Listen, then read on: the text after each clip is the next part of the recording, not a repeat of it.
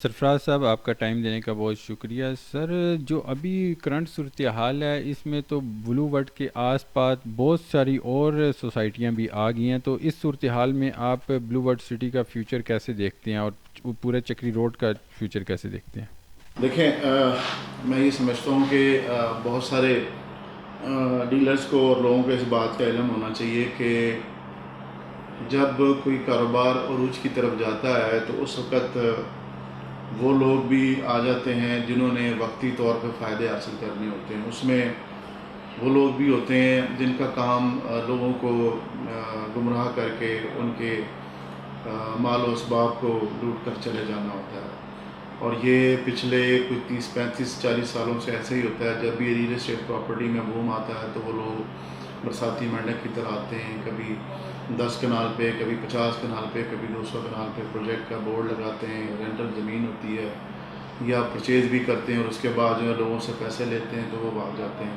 ہمیں ان سے بھی کوئی فرق نہیں پڑتا. اس کے بعد وہ لوگ بھی ہیں جو پراپر کام کر رہے ہیں، ٹھیک ہے، اور پراپر اپنے پروجیکٹ لے کے بیٹھے ہوئے ہیں. ہمیں اس سے بھی کوئی فرق نہیں پڑتا. اس کی وجہ یہ ہے کہ ہمارا فوکس اپنے کام پر ہے.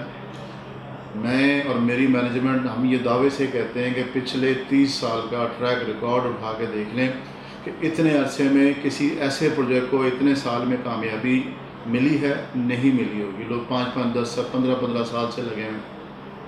ہمیں کامیابی ملنے کی وجہ کیا ہے؟ ہمیں کامیابی ملنے کی وجہ یہ ہے کہ ہم لوگ نیتاً اس کے اوپر فوکس کر کے بیٹھے ہوئے ہیں کہ ہمارے ساتھ جو لینڈ پرووائڈرز ہیں وہ مقامی ہیں، زمینیں ان کے پاس موجود ہیں، ہم پرچیز کر رہے ہیں. ہمارے ساتھ دھوکہ دہی کے چانسز نہیں ہوتے ہیں. ان کو پتہ ہے لٹھے میں کون سی زمین ہے، کتنے کنال ہے اور کس کی ہے.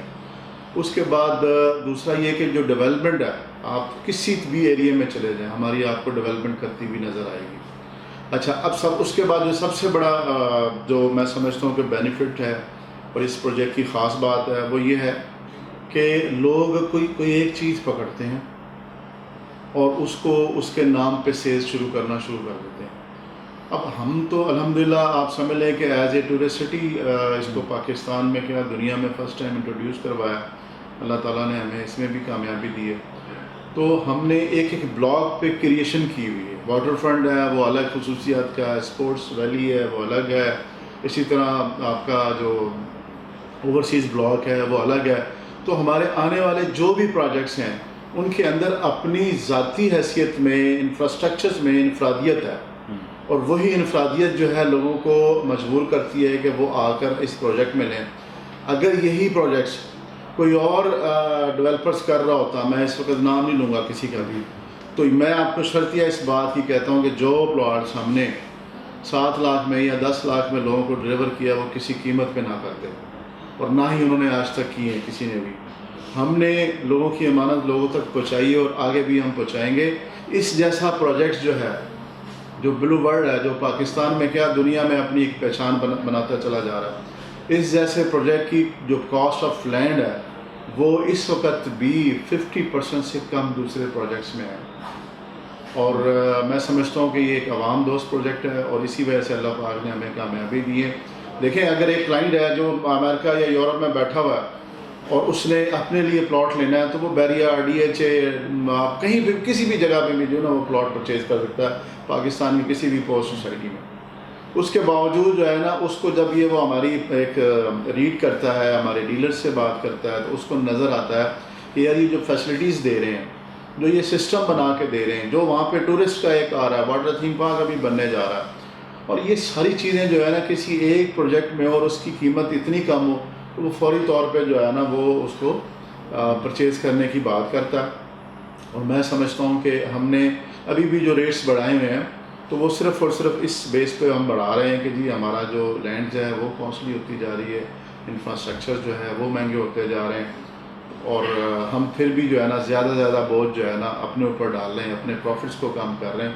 لیکن ہماری کوشش یہ ہے کہ ہمارا جو ایک ہم نے قدم اٹھایا ہوا ہے کہ ہم نے ایسے لوگوں کو جن کے پاس گھر نہیں ہے، جن کے پاس پلاٹ نہیں ہے، یا جو اپنی فیملی میں اپنے بچوں کو لے کے دینا چاہتے ہیں لیکن وہ نہیں دے پا رہے ہیں، تو ان کے لیے یہ سب سے پہلی چوائس بن گئی.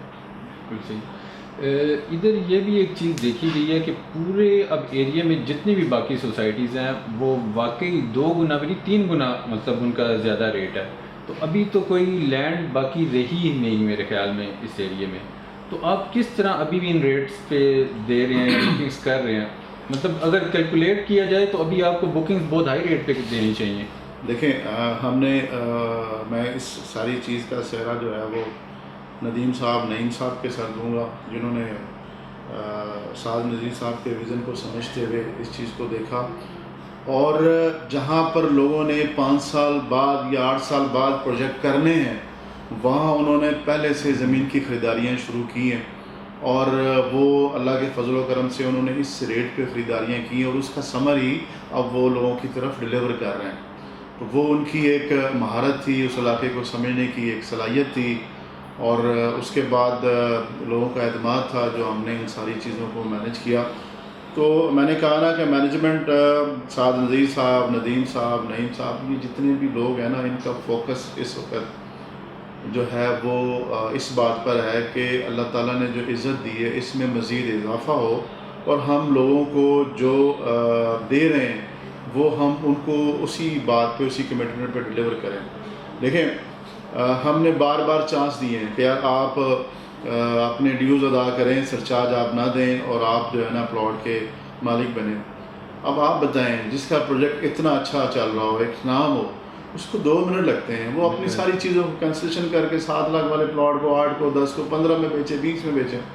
تو ایسا کچھ نہیں ہوا. تو صرف اس وجہ سے نہیں ہوا کہ جو مینجمنٹ ہے ان کا فوکس جو ہے وہ انسانیت کی طرف اور کچھ کرنے کے جذبے کی طرف ہے، اور اللہ پاک اس میں انشاءاللہ بتا. سر آپ سے ایک راز پوچھنا چاہوں گا، یہ جو ڈاؤن ٹاؤن کا کچھ ہم سن رہے ہیں اس کے بارے میں کوئی راز ریویل کرنا چاہیں گے آپ؟ جی میں آپ کو بتاؤں کہ آپ یہ سمجھ لیں کہ ابھی اس وقت جیسے ہم نے واٹر فرنٹ کا کہا تھا کہ جی یہ محدود تعداد میں ہے، اور آج الحمدللہ ڈے بائی ڈے اس کا ریٹ بڑھ رہا ہے، ہر بندہ ہی جو اس وقت وہ پروفٹ میں ہے.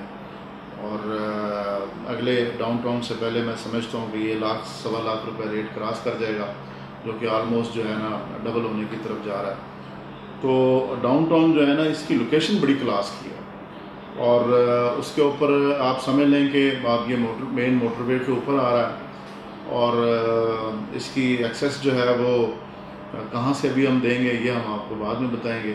لیکن یہ کیونکہ جڑا ہوا بلو برڈ سٹی کے ساتھ ہے، موٹر وے کے ساتھ ہے، تو آپ کی جو وہاں پر جو چیزیں بننے جا رہی ہیں وہ موٹر وے سے بھی نظر آئیں گی.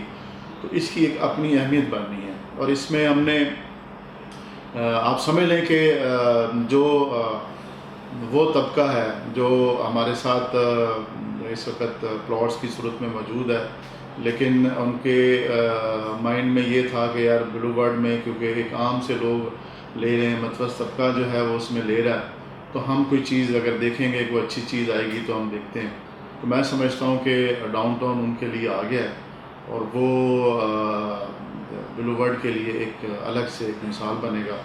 اس کے اندر رہنا اور اس کے اندر جو چیزیں ہم دینے جا رہے ہیں اس کی انفرادیت اور اس کی خاصیت سب سے الگ اور سب سے جدا ہوگی انشاءاللہ. بہت شکریہ.